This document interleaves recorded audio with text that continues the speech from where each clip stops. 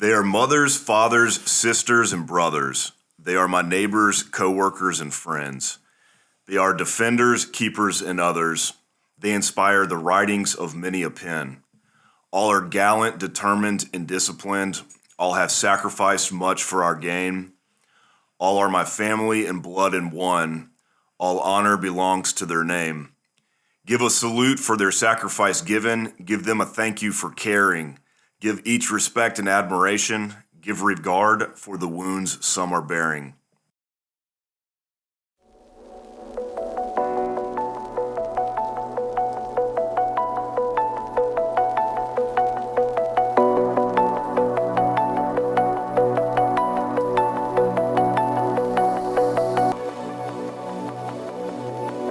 Curtis Washington, veteran, Abstrakt Phokus Media. Thanks for hanging out today, man. Thank you for having me, man. It's an honor and a privilege. Heck yeah. Well, I'm fired up to talk to you. You are an integral part of this podcast, vlog, whatever we call it. So it's been awesome working with you, seeing exactly how professional you are. Your business is doing great, and I'm really excited to jump into some of the stuff you got going on. But I'd love to hear about your background, where you're from, some of that fun stuff. Okay, so I'm originally from Charleston, South Carolina. My mother was in the Navy for 15 years. So in 1991, she had me there. Funny story behind that, but we'll save that for another time. Okay. But 1995, she retired out of the Navy. In 1996, we moved here to Columbia, raised here, went to Richland District 1 schools, graduated from Keenan High School in 2009. Yeah. From there was really just it was a long path of trying to figure it out. Initially I thought I wanted to be a music teacher. That didn't pan out because my dad suggested I do seek other ventures. Was that an interest at Keenan? Yeah. Music? So I've been musically active since I was a toddler, sang on choirs in church. I was on district chorus. I did band. I did orchestra. I played the viola and the trumpet as well as the French horn. And honors band, honors orchestra, regional chorus, all of those things throughout middle and high school. So yeah, I wanted to be a music teacher because that was the bulk of my life at that time. Everything I did was music. And my dad said, I know this is something that you're passionate about and that you love, but I don't see where the money is in it, which he's not wrong.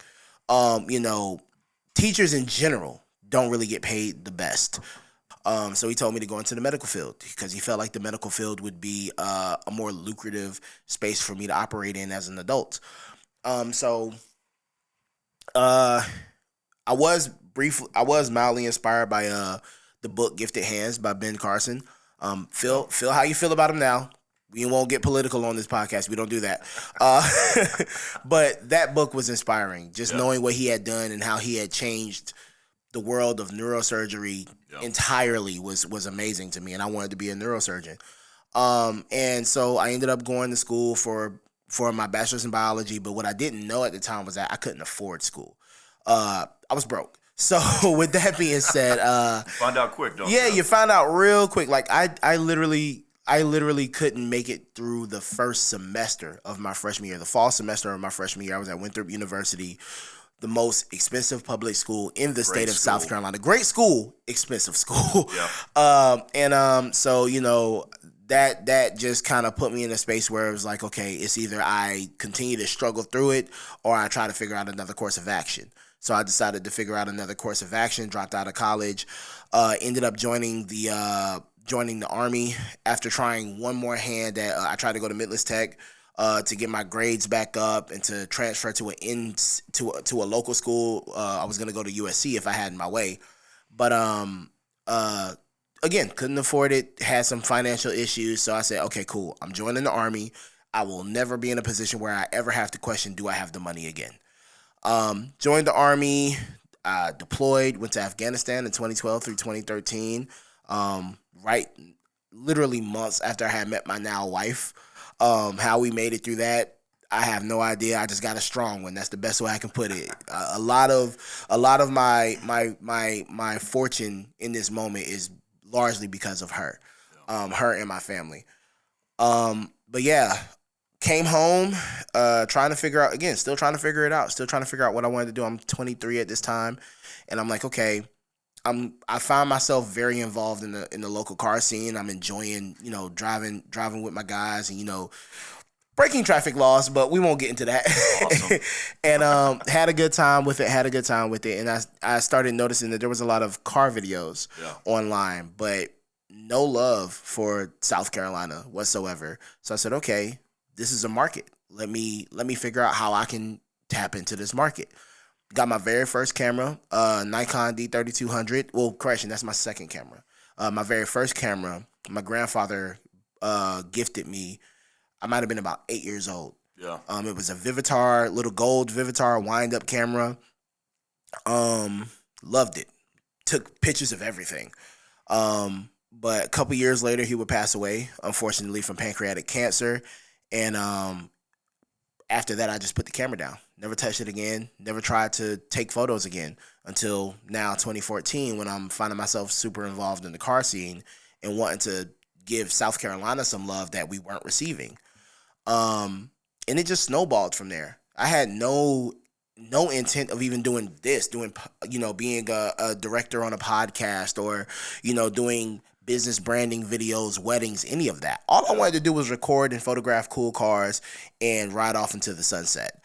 But, life has a way of putting you on the path that you belong on.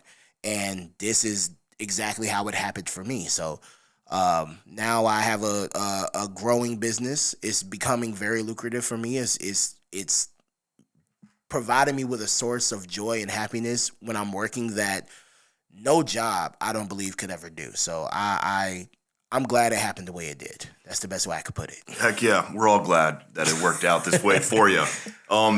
Talk about some of the different services that you offer with your business.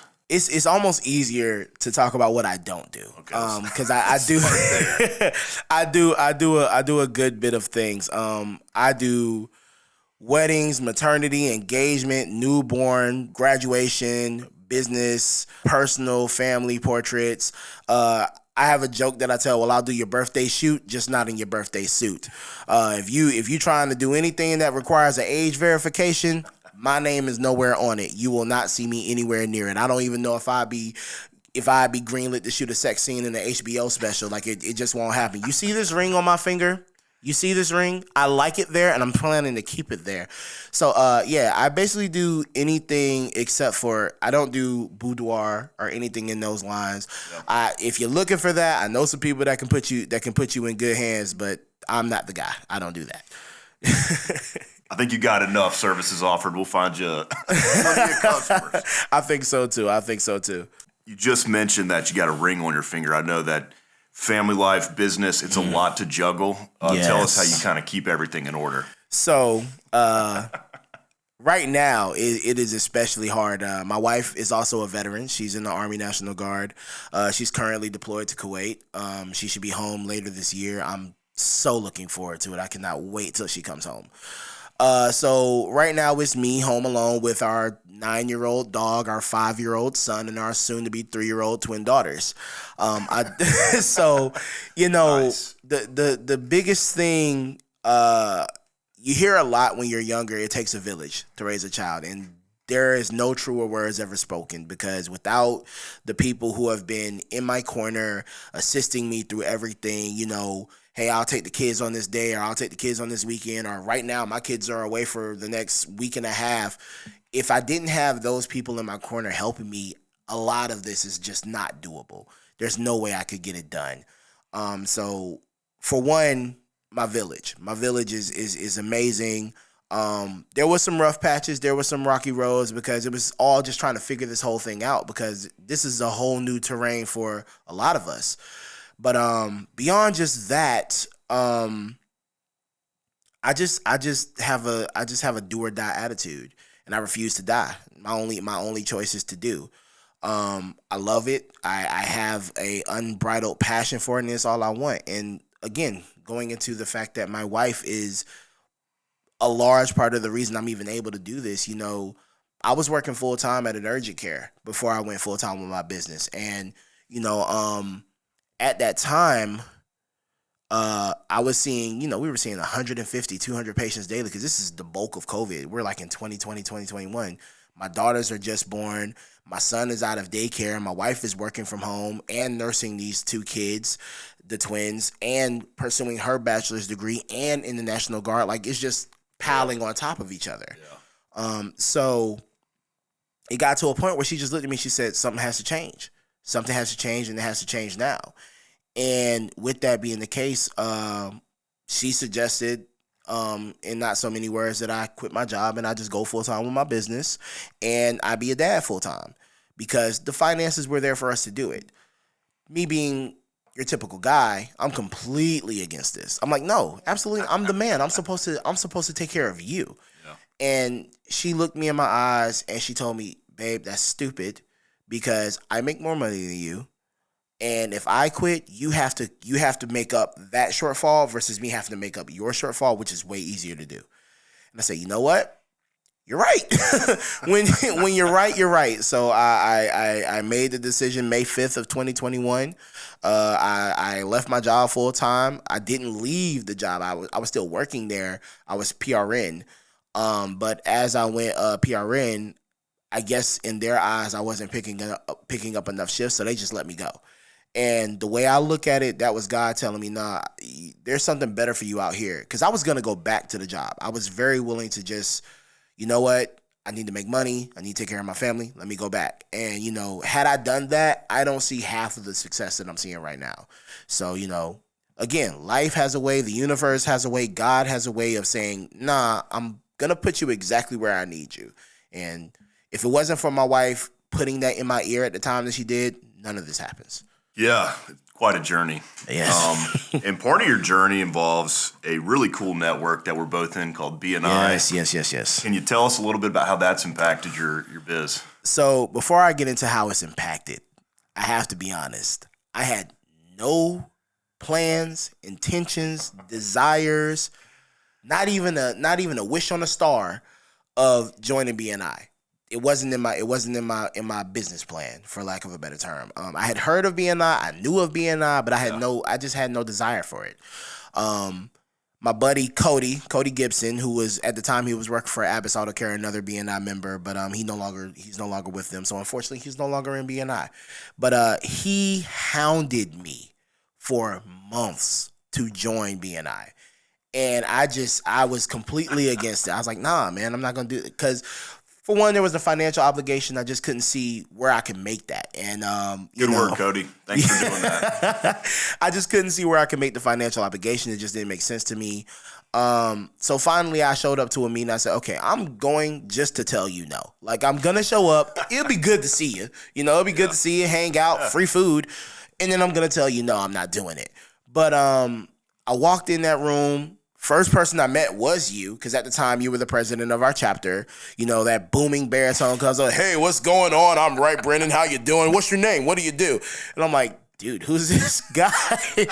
But I mean, it's like from you down, it was just everybody was like, hey, how are you? What's your name? What do you do? Everybody just wanted to know me and wanted to get to know me. And then the second I said I was a photographer, it was like, oh my God, we've been looking for a photographer. I'm like, I didn't understand how coveted the field that I occupy is, considering the fact that there are like 35, 36 chapters of BNI. Yeah. And there's only like 6 or 7 photographers, 2 or 3 videographers, and I occupy 2 of those spots technically. So I didn't understand just how much of a desire there was just for my field of work. And the bigger thing that just sold me on BNI was more recently, back in April, I was photographing a wedding and I broke my camera at that wedding. I dropped it, slipped out of my hand, hit the ground, broke.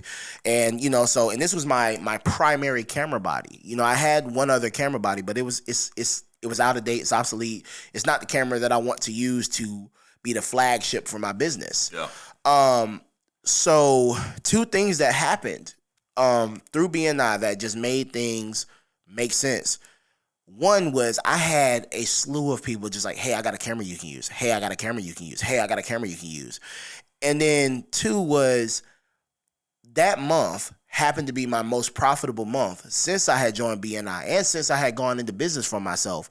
And it was all because of BNI. Heck yeah. And had it not been for that, not only would I not be able to continue to run my business thereafter, I wouldn't have been able to acquire the 2 cameras that I purchased after I damaged the first camera. And that one's actually going to get sent off soon to get fixed.